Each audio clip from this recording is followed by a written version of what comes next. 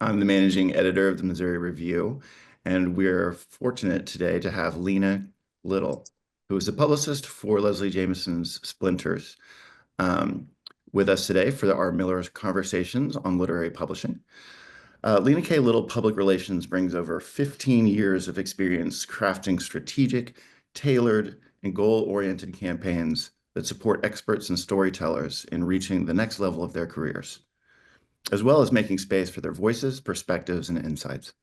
This multifaceted approach draws on experience from Lena's varied perspectives of the industry, having worked inside two major publishing houses, at a top-tier independent bookseller, and within a major media group, all of which afford her a unique and holistic outlook to champion the work, help it connect with its core audience, and introduce it to the widest public. Thank you for joining us today, Lena. How are you? I'm good. Thanks so much. It's nice to be here. Yeah, so we want to get started with some more general questions about your position in the industry. And we'll just start with a simple question of, how did you get to be where you are? What are the prerequisite experiences, qualifications, and networks one needs to pursue or accidentally venture into to begin a career as a publicist and rise into working for a major publisher, both from the general perspective and in terms of your own individual experience? Yes, I think the second half of that question is more the experience that I had. I think it all worked out, but I wouldn't say it was terribly premeditated. I was a lifelong reader who was really grateful for the existence of the public libraries to be able to make that possible here in Brooklyn as an immigrant kid.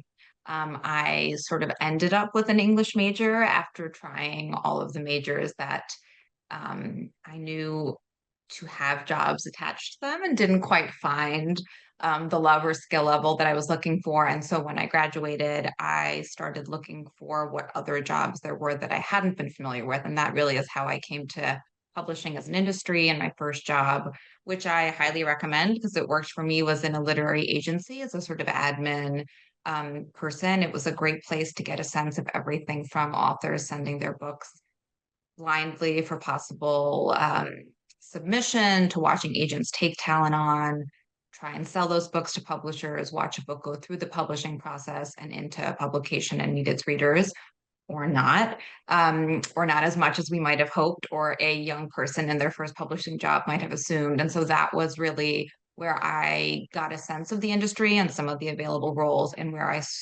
had the inkling that perhaps publicity might be a place where my personality and interest and kind of love of championing reading and writers might fit well. And so from there, after sort of working there for a year, I moved into my first job in-house as an assistant. The one thing I might add, sort of looking slightly back rather than starting at the beginning in terms of skills that are required, at least for publicity, a skill that I did not have that I would recommend, or maybe not a skill, but a sort of reality, is all of the writers that I was fans of were not living. And that's fine. I would say it would have served me better to be a fan of, to be aware or more aware than zero of writers working now and what it meant to be working writer rather than, again, more of a reader looking back. So that is something I did not have going for me, but that I would certainly recommend in hindsight and to anyone looking now. So you mentioned that as part of a skill set that a publicist needs, an awareness, I mean, probably more than an awareness, but an almost expertise at contemporary conditions and what authors and what trends there are, literarily speaking. What completes the skill set for a publicist? What do you think a publicist needs to have in her bag? I was quite lucky, I think, in that the first job that I had in publishing was as an assistant at Knopf. I was supporting two different publicists, both of whom were senior level, both of who worked on kind of different specialties and had a very different working style. One worked on a lot of policy, think tank, nonfiction, big titles, and one worked on a lot of arts and fiction. And one was really A-type and had a lot of forms and printouts and color coding. And one had a lot of wonderful relationships and had previously worked in editorial and had a really person and literature first, what's on the page approach. And the reason I say I'm lucky is it was my first sense that there are any number of ways to do this job, which was quite a relief, both in picking up what I could from their work and then knowing that if my approach was a third version or some mix of the two, that that would probably also be okay.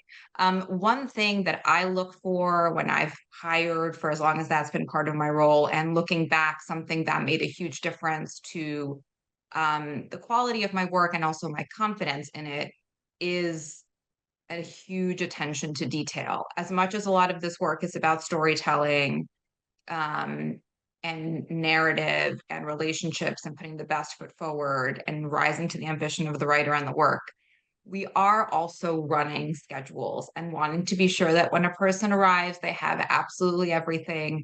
Is this a live interview? Are they on camera or do they not need to worry about how they look? Who are they talking to?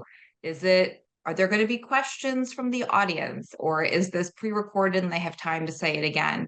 Most of the time, you or the publicist is the only person to sort of be the intermediate to have a whole host of information like that that is just crucial to everyone putting their best foot forward or to arriving on time or to being in the right spot.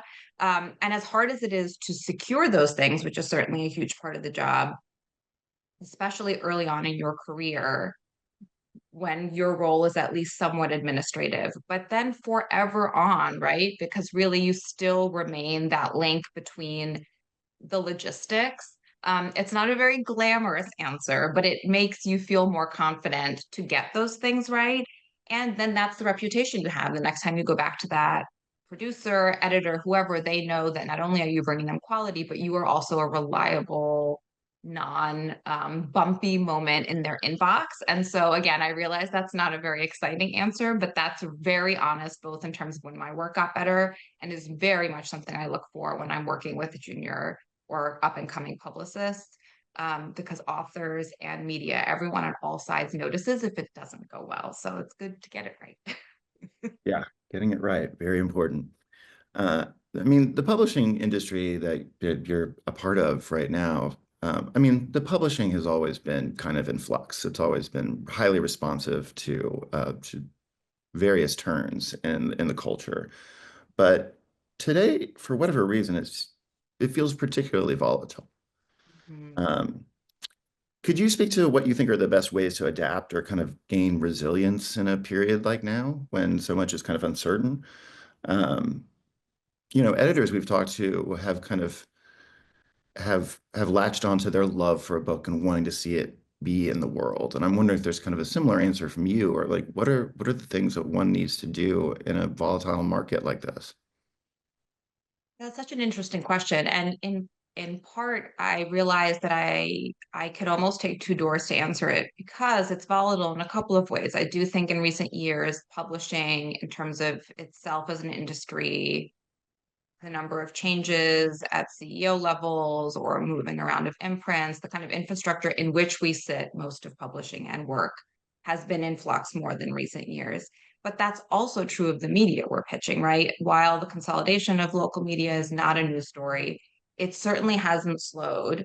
And the reality that more and more newsrooms are shrinking cultural coverage, that there are more people who are freelance, that you might be pitching a person whose job used to be three different people's jobs, and now it's the book's editor and.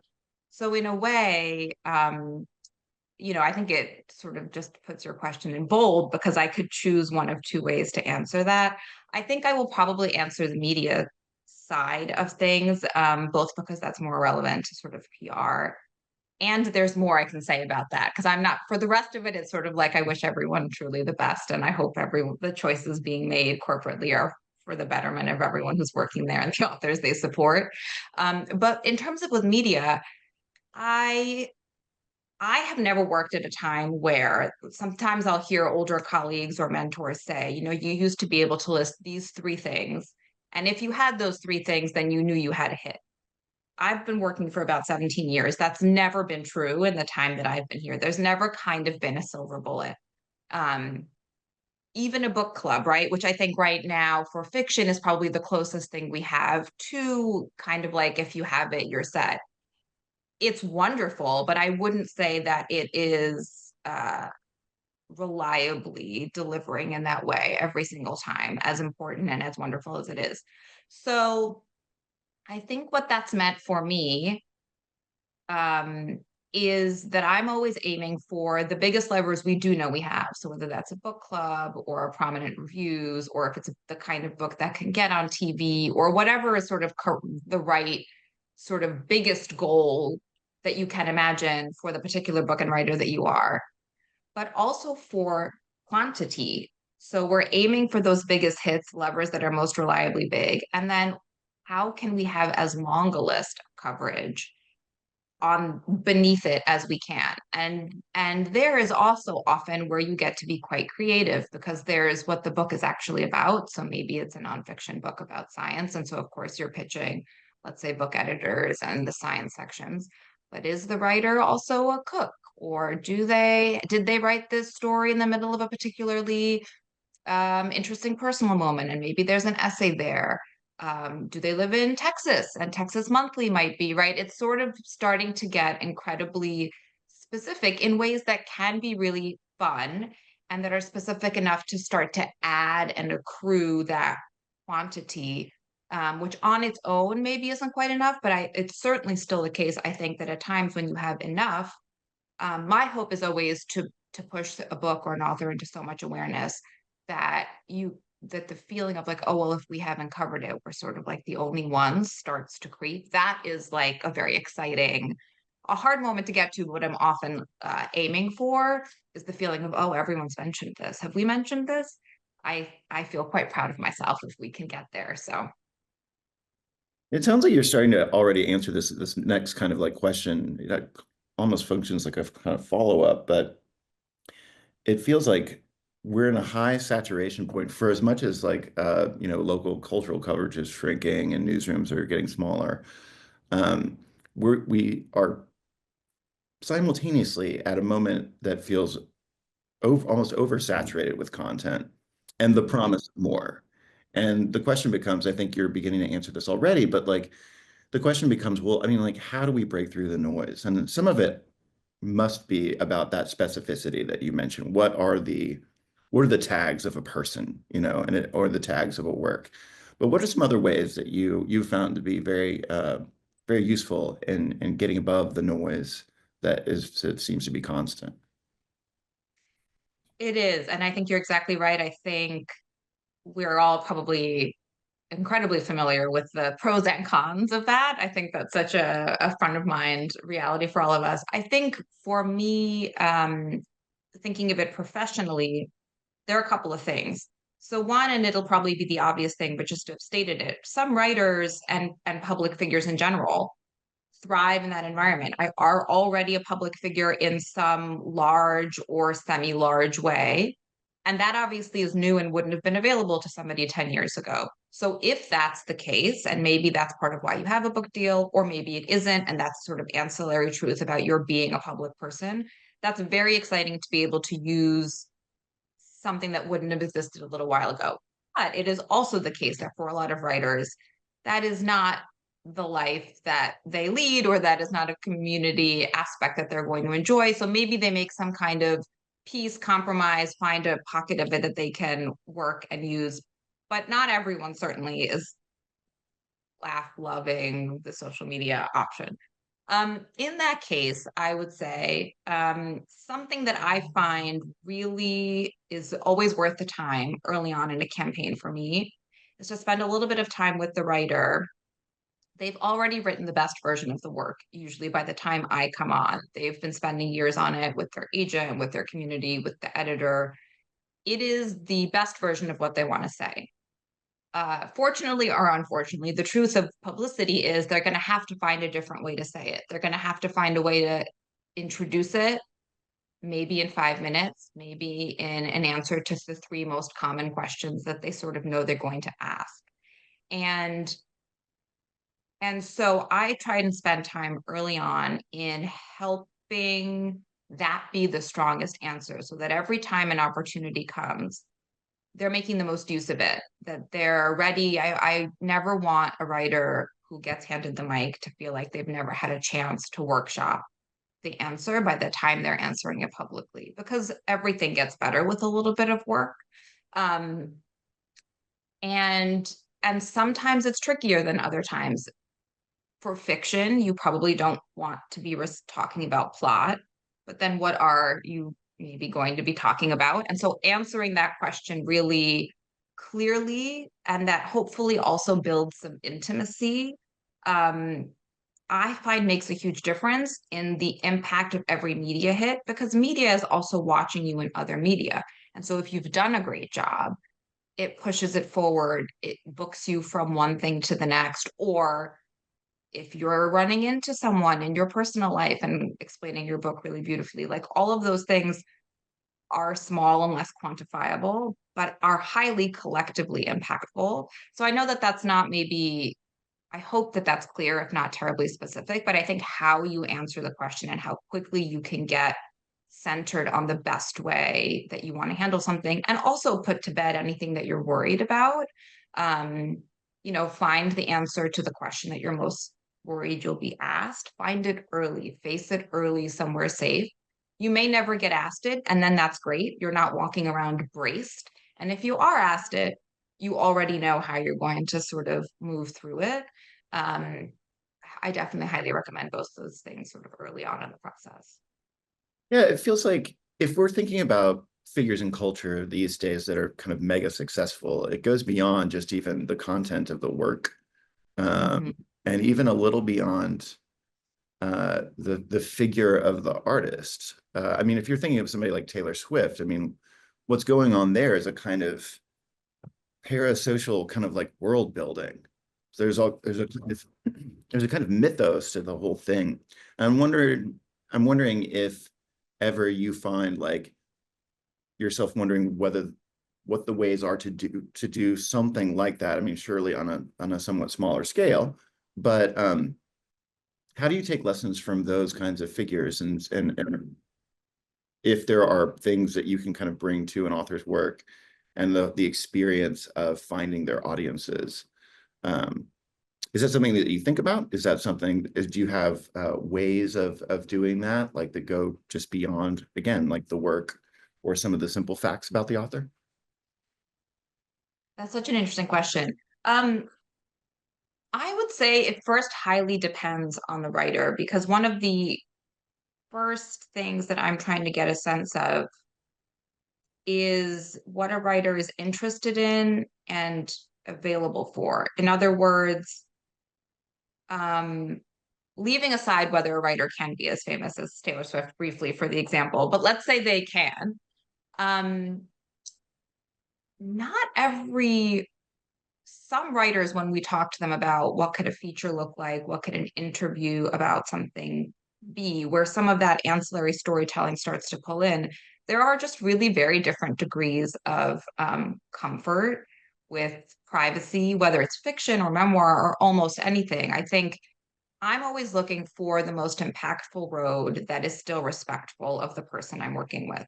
So if it's someone who's incredibly happy to lean into the subject matter, or the subject matter plus themselves, which I think is really what you're saying. And that's the question that's most often unclear, I think, is the plus themselves. Then absolutely, I think then the number of ways to engage can multiply, whether that's pitching them as into more of a pop culture news cycle. Maybe they're interviewing other people in the year leading up to their publication. Maybe we're seeing if they can comment on perhaps their book as a commentary in some way on a romantic comedy or an Austen-esque marriage plot. Maybe they're writing a piece about the new trend in rom-coms that are happening in Hollywood, things that don't necessarily have to do with writing per se, but is a way to be more visible and noticeable in the pop conversation at large. And then maybe they're on social media and in the comments talking with other people about the same thing and staying a sort of internet citizen in that way. It's as a one small example. But there are times when the writer is not You know what I mean? When the writer does not wish to comment on the rom-coms, etc.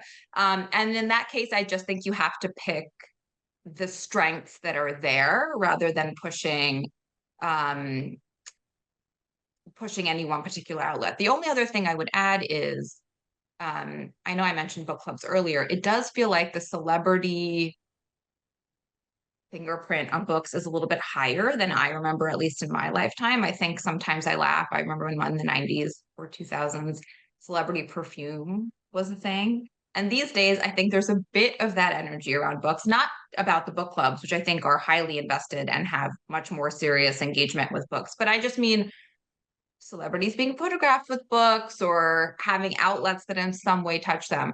I'm all for it. That's the thing I just wanted to say in terms of if you can access celebrity in that way, because of course that doesn't involve any kind of incursion onto the writer's privacy. But I would just say that I think I highly welcome celebrities and their visibility to hold books and walk around with them and recommend them and read them. As much as I don't know the genuine nature of absolutely every single one, I'm delighted that they've stepped in because it does make a difference. It's certainly in an attention-based economy that we're discussing, makes a difference in a way that is kind of unbelievable every single time. So that is an avenue I would always pursue. Any celebrity that seems to have um, even a whisper of interest, I say welcome and by all means, and let's see if we can get you a book. So Nice. Um, so that I think that moves us somewhat organically into kind of what your role becomes once you get to a book. Like, what's the arc of your story with a book and an author? At what stage do you come in? When do you know that you've done all that you can?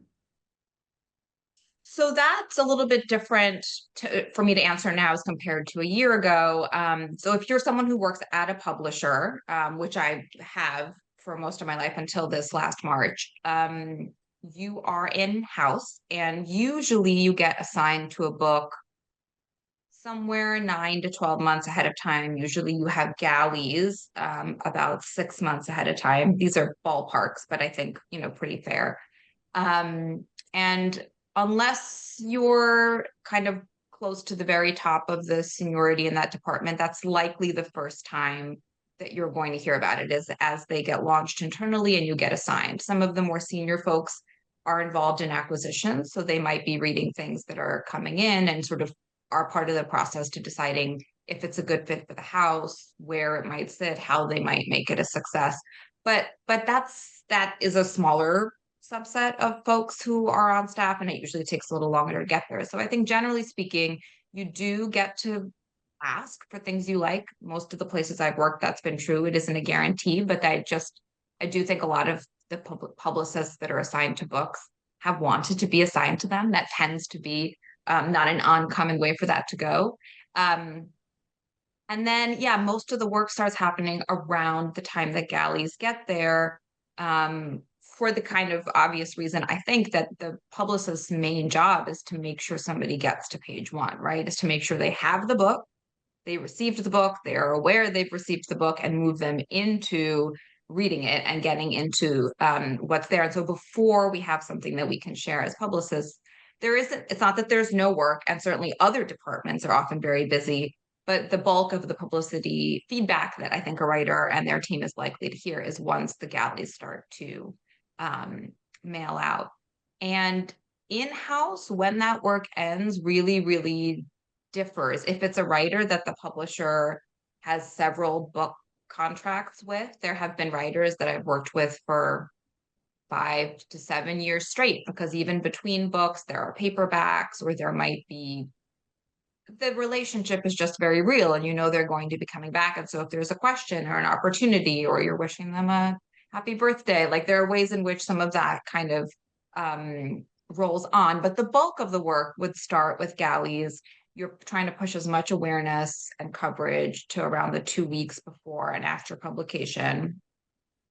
Generally speaking, about the month following publication is the busiest time.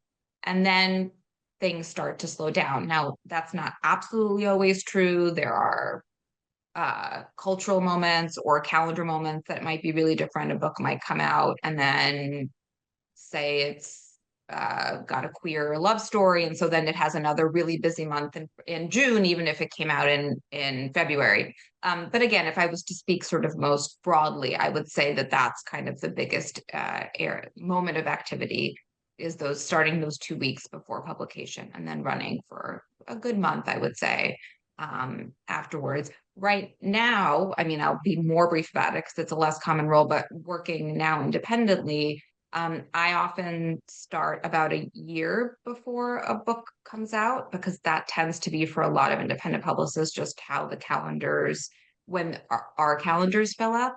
And again, the work runs through about a month after publication in collaboration with the whole team. That's great. Yeah. Well, why don't we just go ahead and talk a bit more about you launching your own firm now that you've launched Lena K. Little Public Relations? Is your focus strictly on books, or have you branched out into other media? Um, and is there any other kind of like added value that you feel to going solo rather than working in-house? Yeah, thanks. That's so nice of you to ask. Thanks. Yes, well, maybe I'll answer. The value for me really is at this point, and that might be different than what you've asked, but I will say first that the value for me, and the hope, and so far the experience, which I'm really grateful for, is to have even more time to spend on exactly what we're describing, and less time on the completely understandable and necessary work that exists in being an employee of a corporation. So that's taking meetings and reporting and sharing information internally and managing the needs a corporation might have. Um, and I was hoping to see if I could use more of my time on the relationships with writers, supporting their work and connecting them with media, and through that, their readers. So that has been absolutely wonderful, and I feel quite grateful that has worked out in the way that I had hoped. For the writer, and I will preface it by saying I think that's a specific choice each writer and their team should make together about what kind of team they'd like to put together. But if they decide to go the route of working independently, I do think one of the things some of the benefits that you can have are more time. As I said, I tend to have quite a bit longer with the writer in this type of dynamic than I did before. And if you do have the element of choice. In-house, you usually get paired up with someone. There are wonderful publicists in-house who do an absolutely great job. But you are able to find someone both maybe temperamentally that you'd like to spend the next year of your life working with, and that also has some of the expertise, experience, connections, and proven work that you would like to see similarly for your book as you've seen them do for someone else's. So I think those are some of the benefits that you can have if you choose to go that route. You have a couple of successful campaigns that you can be kind of more specific about, and either campaigns that kind of surprised you with their success, or where you just really feel like you nailed it. Oh, okay. Well, I would say as a campaign that didn't a campaign that comes to mind is maybe the way I'd answer that is I worked on Jeremy Atherton Lynn's first book, which was called Gay Bar. It was mid-pandemic. I was having, in all honesty, the same kind of crisis that I think we all were globally, mentally, et cetera. It was a difficult, anxious time. And it meant that I was having a harder time reading than I used to, which for my job and person was a bit of made me feel quite worried. And I remember when The Galley for Gay Bar came in, it was the first book that broke that, where I was just able to dive in. I felt the same love. The writer had done such a beautiful job that the ease of reading was complete for me. I was able to dive right in. And I really believed that I thought it was an absolutely brilliant, fun, intellectual, necessary, wonderful work. And so I was really proud. That book went on to win the NBCC award that year, went into several printings, and really was a success. And I was really proud of the effort put in there and in a moment that was quite difficult to get other people's attention. Because as I said, everyone that I was emailing was living at home or their address was changing every few months because it was that pocket of time when no one quite knew what they were doing. It was a debut book. The writer was outside the US, which can be a little bit challenging. But that was one of those moments where I felt like I gave it my all for what I thought the reception could be. And then it was that reception and it got beautifully, beautifully reviewed as it absolutely should. He was able to comment on a couple of the pop culture moments at the time. So he had written for the New York Times about the state of gay bars that were closing because of COVID, as well as other moments in relation to his own book being about queer spaces throughout history and the versions of himself that he brought to those spaces. Um, we did a mailing where we did a pink bar of soap that said gay on it, so a gay bar, to some press and influencers that would be going a little bit above and beyond. It wasn't something that happened for absolutely every campaign, but because I thought of the idea, I thought this was a book that had a list that I could come up with quite uh naturally for folks who that would be impactful to send it to. And so my assistant and I at the time put sort of together a little bit of an extra package and asked the publisher, could we do that and have the budget to do that? Um, and so collectively, I felt really, in hindsight, proud that we put everything at it, including some things that don't always work. And then Jeremy, it has to be said, I mean, not only was the book great, but he is a writer who every time an opportunity came, he was really capable and adept at being able to make everything in his own voice, but bear in mind the outlet that he was writing for. Because he really did, I was really proud of the range of outlets that he was included in, literary and queer, and as I said, sort of mainstream commenting at large. And he was incredible at being available and really adept at keeping it his own voice, fun, serious, historical, and bearing in mind like what that piece would be sitting next to in the particular outlet that he was in. So certainly we should say, in case it sounds like I think it's all me, he delivered beautifully from the book and everywhere afterwards. But I was delighted when he won because he should, and he did.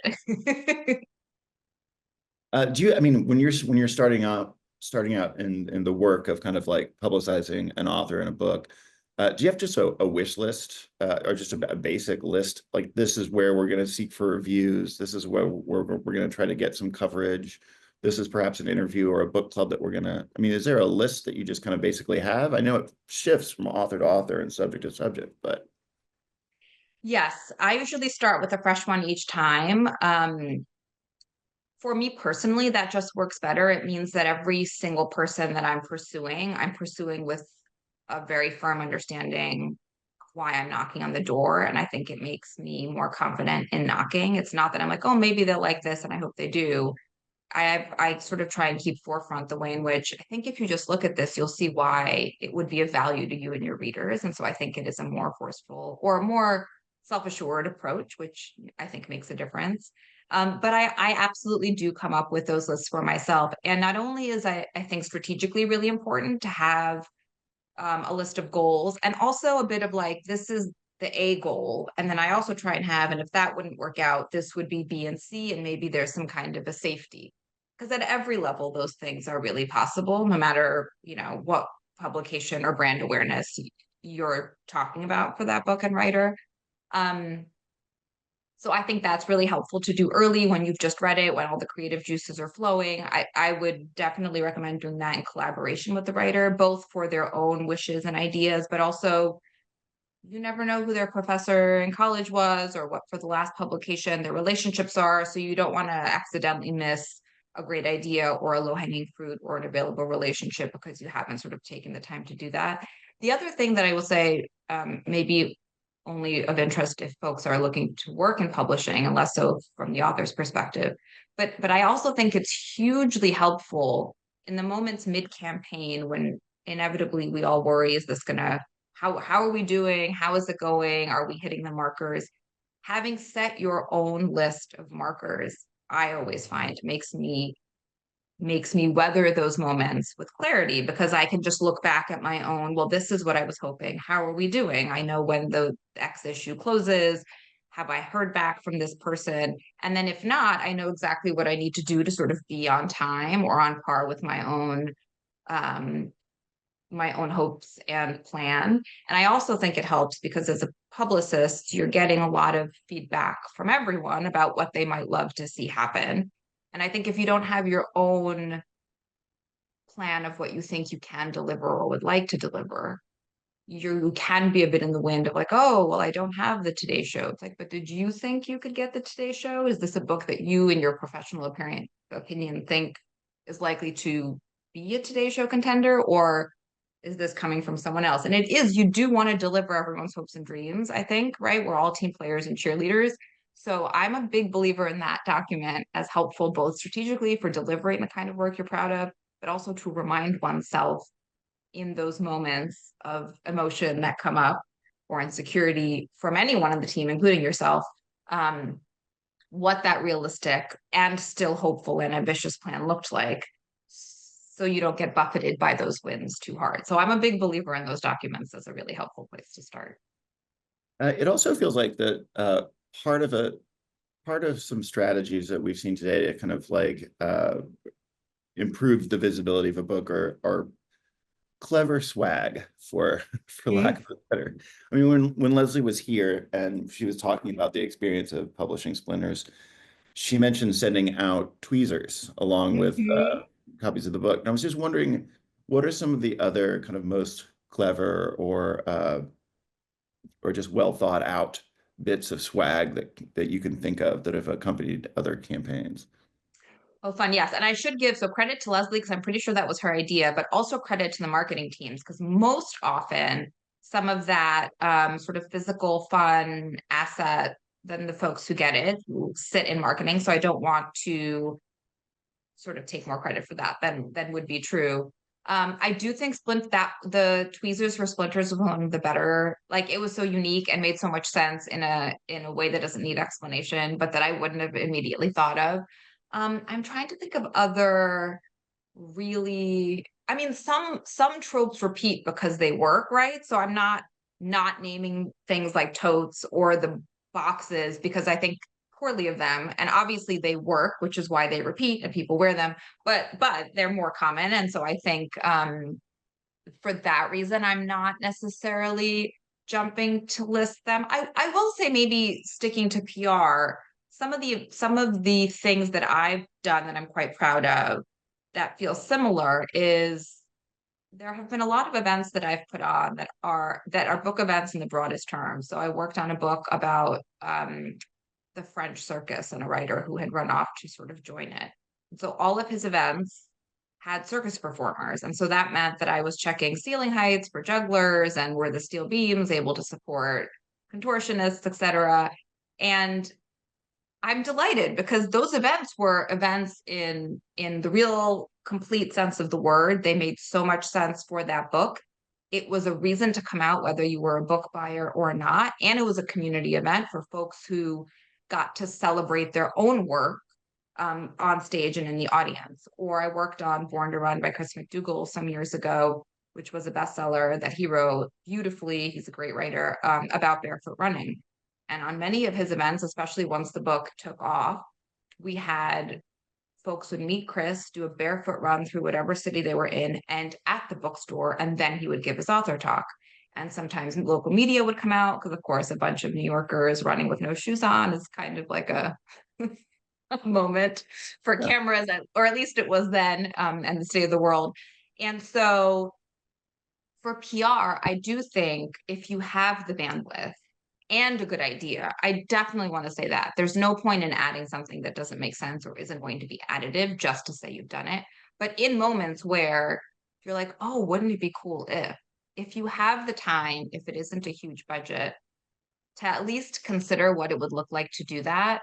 I always find it really worth it, both in terms of what it pays back. And then also this, again, it's in a way, it's that same specificity we were talking about earlier. The more you can make something itself, the more I think visible it stands out to those who are looking for it. And for especially for Born to Run, we ended up doing one of those events right before the New York City Marathon. And we had, I remember on a Friday night, a line around the block. And I remember thinking, again, that was a moment to be proud of. In New York, to create a line for a book is not an everyday occurrence. So I was glad we were able to do that for him. No, that's wonderful. Um, when you're working for a house, when you're in-house as a publicist, I imagine that, I mean, there's a list, an editor has worked with it, you are assigned it, and hopefully as something that you enjoy being assigned, you want. But how does it work differently for your own, for your solo venture? Do you go looking for authors? Do authors come looking for you? Like, are there tiers of services you can provide, or is it all kind of like boutique specific to the author? Yes. So my answer, I'm just going to again remind everyone, comes with about 7 months of experience. So all of which has been great, but I do want to be honest about that.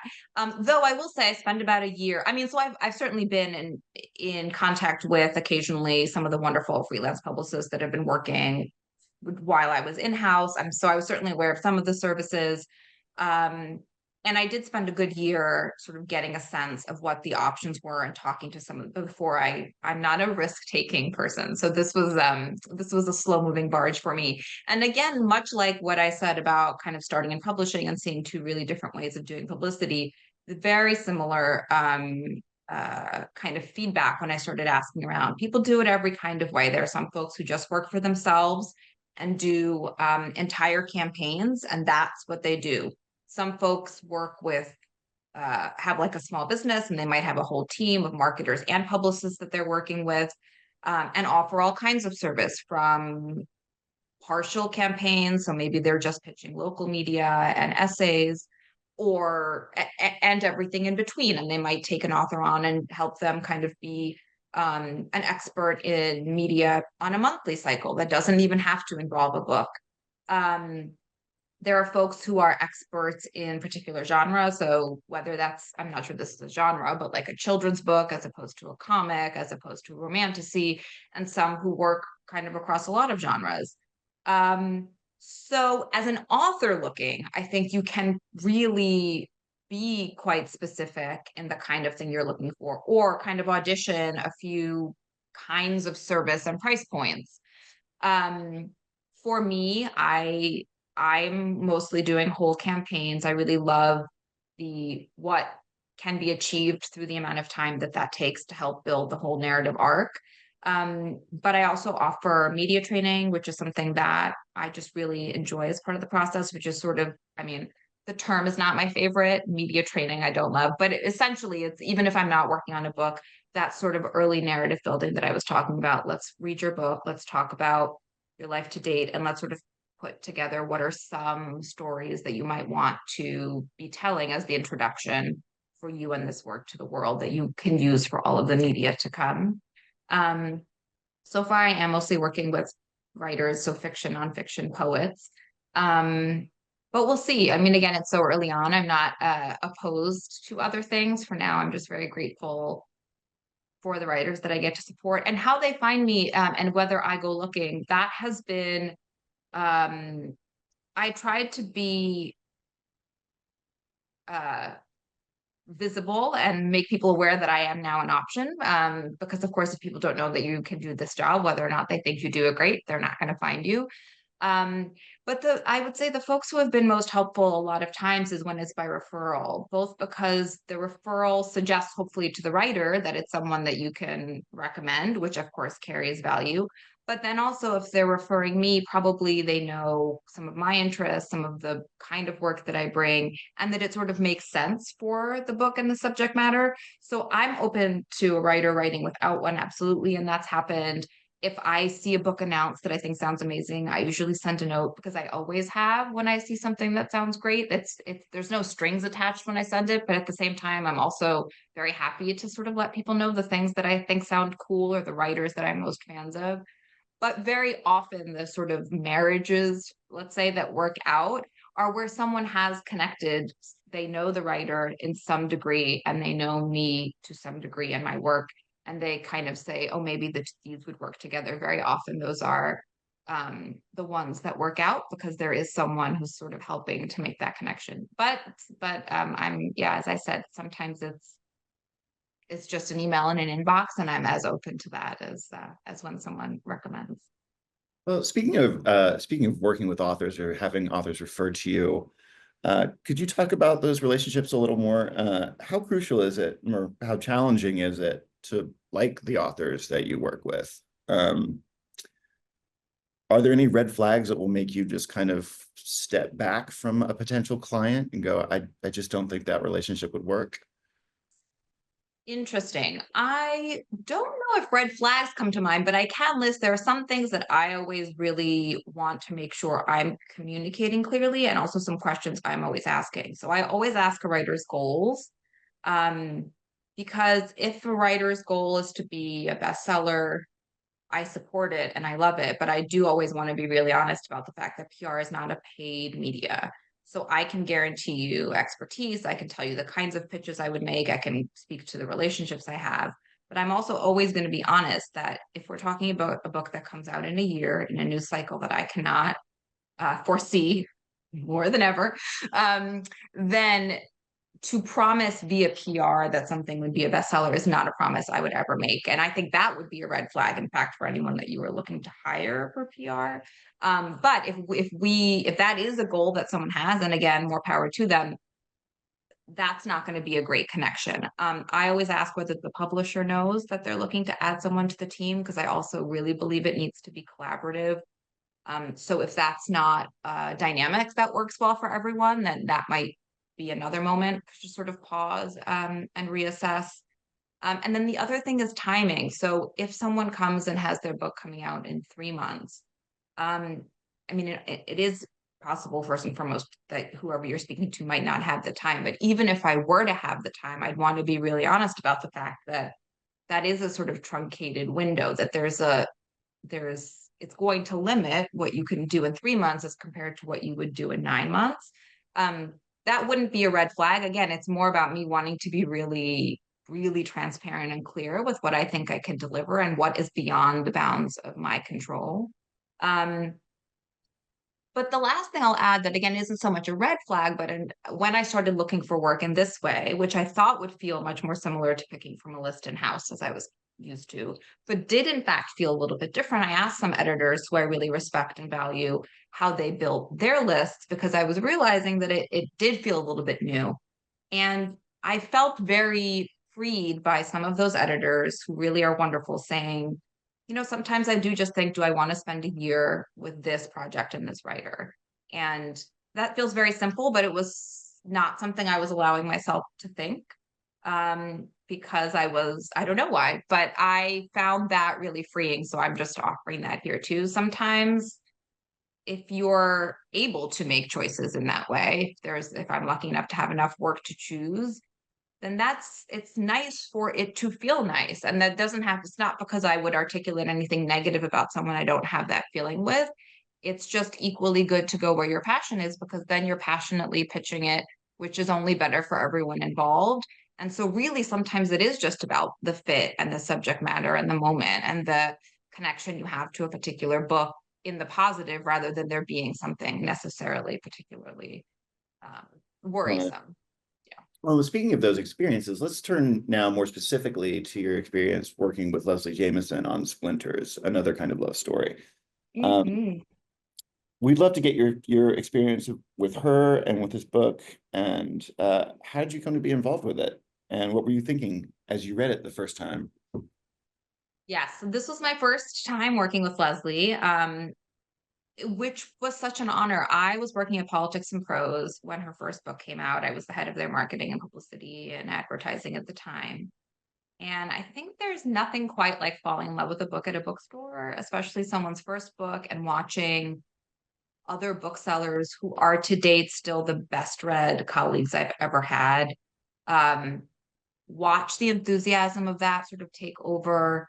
It was a really special place to first meet her work. And so of course I've followed her career ever since. And when she was publishing something with Little Brown, it was in that usual way of I became aware that there was sort of no one already attached to working on the next book. Um, And so I said, I'd be delighted if it was a good fit. And so, I certainly can't really take more credit than that for being assigned. I will say too, this is by no means a requirement. This is more an answer as a reader to your question about what did it feel like to read it. I have a 9-year-old. I live in Brooklyn. The start of her book put me back almost physically into what it was like to be postpartum in a way that 9 years is really long enough that you start to the visceralness of it. I had not realized I had lost. And she's such a incredible writer that that's the thing I most remember from reading it was how it physically put me back in a place that I had not realized I had lost access with. And that's all credit to her. And then when she mentioned that she wrote it, because she often writes as she lives. I mean, obviously, then there's an incredible amount of editorial work and choice that comes in crafting it into a book. But it did not surprise me later to hear from her that some of that was written contemporarily because of the way in which it put me back. Not in a memory, but in like a moment. Yeah. Do you think that her success with her prior books, like the empathy exams and the recovering, like gave you more liberty and kind of creative freedom with the kind of campaign you could run for Splinters? I mean, like that she was known in a sense beforehand. Did that just free you up to do a lot of different things with the campaign that someone who didn't have quite that stature, you would have been more invested in trying to build that stature for them? Yeah, I think there's always every situation comes with its something that's easier and harder. So something I tell a debut writer is, you don't have to worry about a hit piece. Nobody probably is coming to write the like takedown of a person nobody's ever heard about, right? On the other hand, it certainly is the case that if you are lucky enough to join a team of someone who is established, award-winning, best-selling, et cetera, in the way that Leslie is, there are certain things that absolutely are easier. And my thought process with that is to never take them for granted, but to get them on board as quickly as we can so that we can always be doing the and of any campaign. So it isn't to assume that just because every other time she's been reviewed here, there, and everywhere, to not be super diligent about following up, because especially these days, as those slots are smaller, people are overworked. You don't want to miss it because there were certain times things that if I didn't follow up quite a few times wouldn't have happened again, even though they'd happened before. But it did mean things. She had some incredible essays that she published in really, really visible places. I think that absolutely is something that is much more challenging for someone who isn't already established to have achieved. But it also meant that I was trying to be really aware that because she was known and this was a work that included some personal elements in addition to its literary elements, that I always want to bring the context of that to any opportunity that I bring her, make sure that I'm aware of any negative experiences she might have had in the past with press so that I'm not accidentally putting her in a position she's not aware of.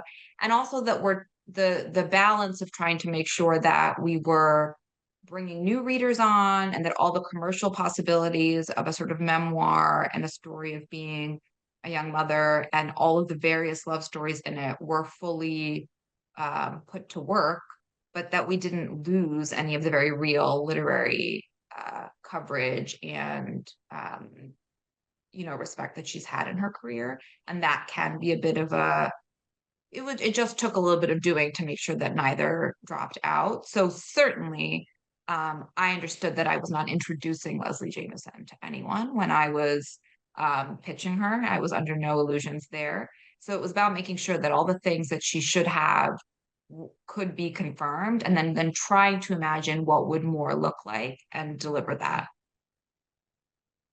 Excellent. I mean, you you bring this up a little bit, but when we're thinking about that book in particular and like how often how very vulnerable it is, how emotional it can be, how sad and wrenching at certain moments. There's certain limitations, of course, in that book on what she can say about former partners and et cetera. But there still a lot comes across that can be very difficult, and even it's very bracing. Does that enter into the conversations you have with Leslie as you're kind of like working out the campaigns? Like what, how does that impact the way that you choose to publicize a book like that? Yeah, I'm always really the responsibility of my work is never lost on me, even though it can mean different things in different moments, but that's never lost on me. And very often, as much as some of that narrative building that I described earlier, it feels a little bit like fun looking into the pockets of people's life and coming up with the best anecdotes and marvels. Sometimes it is also figuring out the limits of what someone is comfortable sharing, because the truth of a book is different than what you necessarily want to share, almost always. And usually, a work, it's not rare for something to have taken 7 or 10 or 15 years and mean a lot personally. And honing in on what is interesting and and of interest to the public, such that you bring someone into the work and closer to the writer, while helping to build and keep the boundaries of what is going to stay private and not be included in that, is part of the work.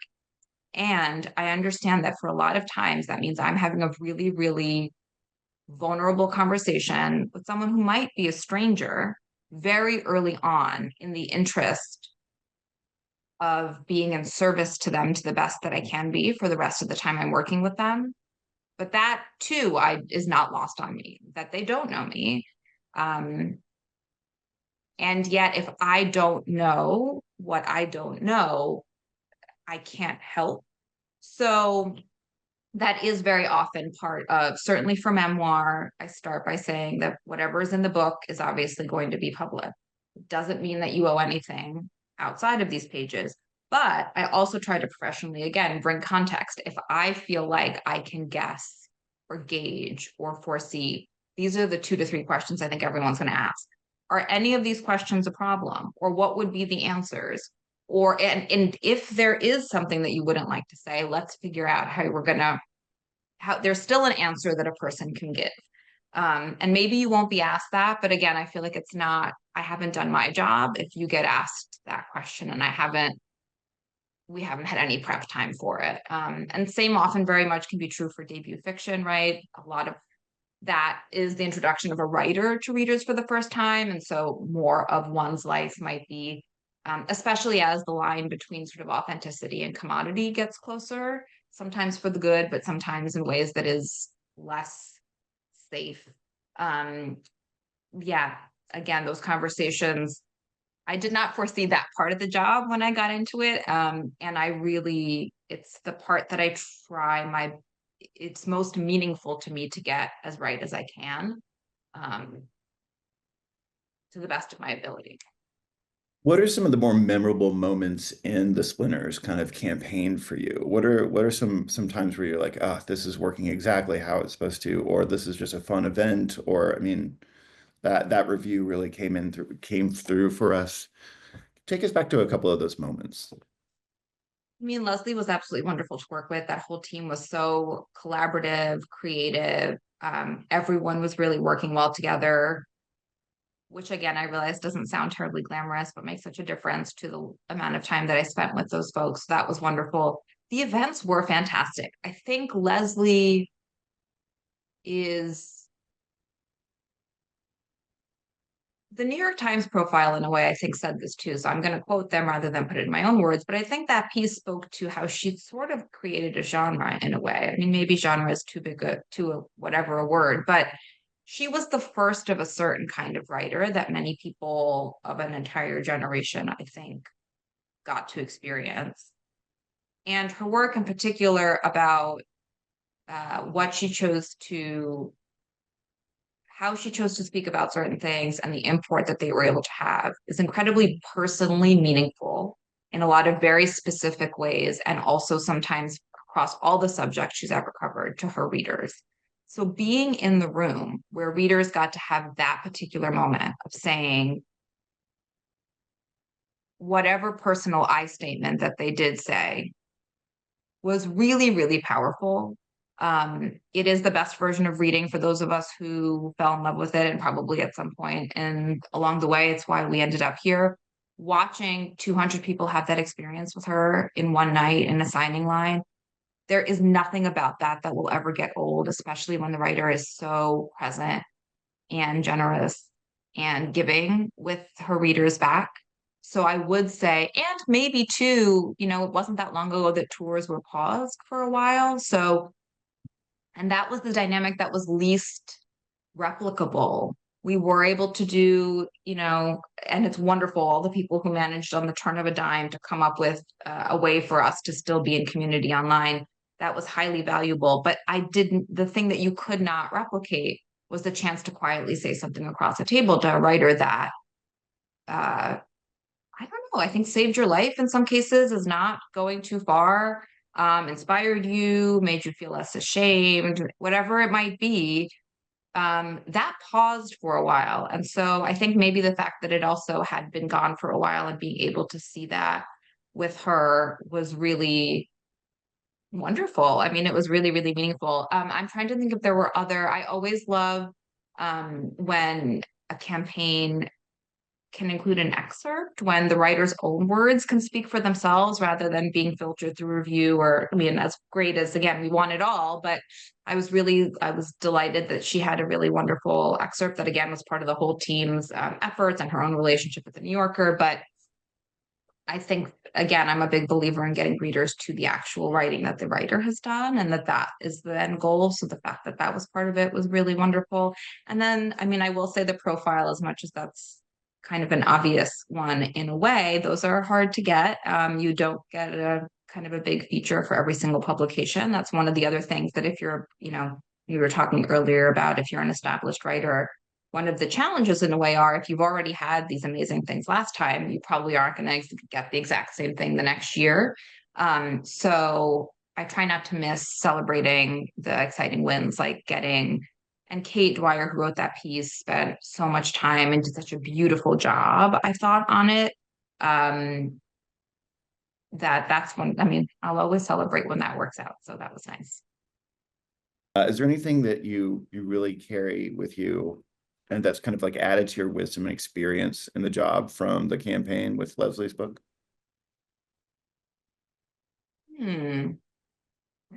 Or is it mostly, as you say, just the celebration of these moments where you could see not just a book, but an author directly connecting?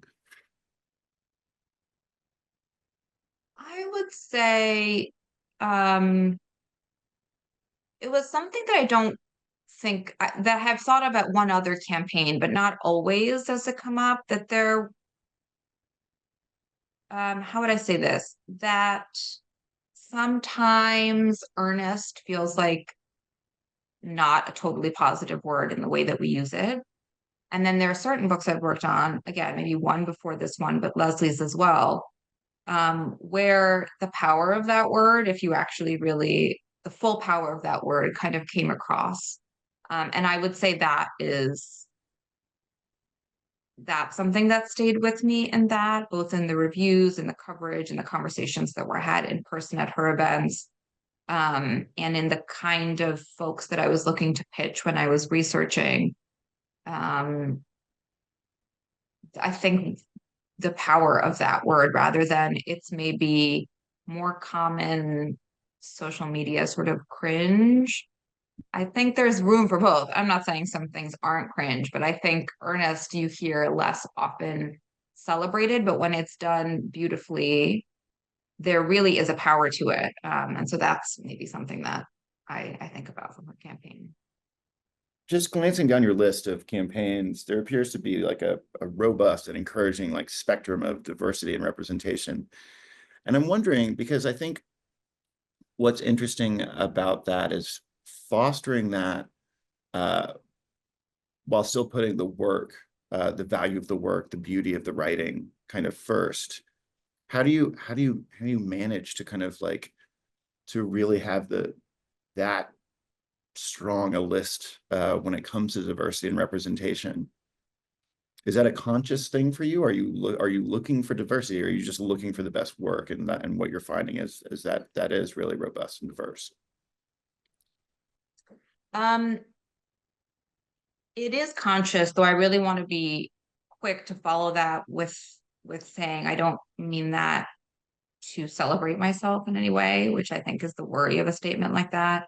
But it is conscious, and it is a huge responsibility, is the other thing that I feel, because most often I am aware that I'm not living the life experience of whoever work I'm trying to connect. As much as I am inspired by it, see the meaning of it, it makes the work that I do meaningful, which again is why it's like selfishly hugely important and impactful for me to be able to do that. And I think I get better at it each time I do. I mean, I hugely remember working with a writer who was on Fresh Air and did an incredible job. It was for a work of fiction.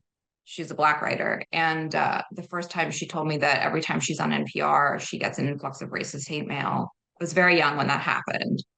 And it's just never forgetting all the accruing moments of I didn't know to know that, right? That for other writers I work with, if they get on Fresh Air, that's a wholly positive win. And it is a win for her, but this was also going to be true. So I think some of that is just staying aware of all the things that I am the visitor. I try really hard not to filter things through me. That's why I spend most of the early part of a campaign talking with the writer and making sure I'm offering professional context for what they already are expert at and know how to say better than I can, and kind of bring my awareness of news cycle to them rather than through me. Um, but there's so much wonderful. I mean, the good news is that in the years that I've been working on the list that I've gotten to work on, there have been so many talented, wonderful writers writing from various experiences, just to say nothing of anything being solved. But I am grateful that I was able to build that kind of list of the places where I worked. And it's definitely something I'd like to continue to do to the best of my ability going forward.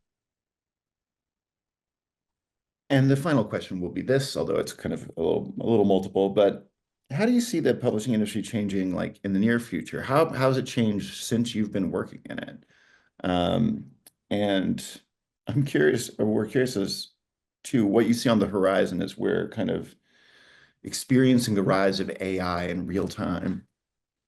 Oh, just Yeah. a couple of small ones at A the couple of end. small ones to Um, So definitely the same consolidation that we were talking about in media, I think is definitely not at quite the same pace, but I have seen, more imprints sort of sitting more closely together, slightly less personnel in some of those places currently. Now, I will say that also contracts and expands. So I'm not sure that that's absolutely an end point.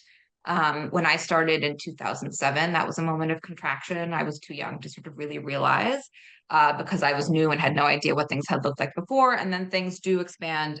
I do think right now it's a bit of a moment of contraction as well. So some of that is knowing that everything is going to change again, no matter what moment of life or work you're in.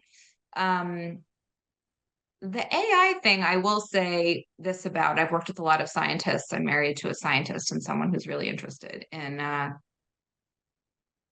all things, including AI. And I think one of the things I'm really aware of is the demographics and realities of the population that's building AI, and the likelihood that it is only going to be as good as the limits of those people, which are not secret and which we've known to sort of be true for a very long time. So in addition to everything else that is talked about quite often, I think that's very often on my mind. When we hear occasionally in passing someone say, well, next time X book can be translated by AI, as someone who speaks two languages, I was born in what is now Belarus, was then the USSR. And I'm just really aware that the difference between a nuanced translation with someone who understands the culture, the reality, the lived experience, um, what's being pulled on in the work, and like a Google Translate, uh, before you add race or gender or any of the social things that we know to be true on top of it, is enormous. So on the one hand, it makes me feel a little bit like the distance is so far to travel. I'm very aware. On the other hand, the pitfalls are equally enormous if it were to go that way. So I wouldn't put that ahead of any of the other concerns that are obviously, I think, talked about in terms of compensation, in terms of work. I mean, I wouldn't put it ahead of anything else. But that, as someone who speaks two languages, English is not my first. Um, yeah, that's often on my mind when folks say, well, it was just around the corner that X will happen. It's like, well, but as someone who sees what that looks like now, it's either laughable, or really, and or incredibly worrisome were that actually to come into fruition. So yes, there are minds clearly beyond me who you should ask on that. But that's maybe what I would offer as a sort of personal um, red flag that's always in my head in publishing in particular when I hear that kind of um, language come up. Well, thank you so much. And thank you so much for your time. And thanks for being here to answer all of these questions. Some of them, um, some of them kind of difficult to come to a final answer on, but we really appreciate you being here, and we're looking forward to seeing you on Thursday. Thanks for having me.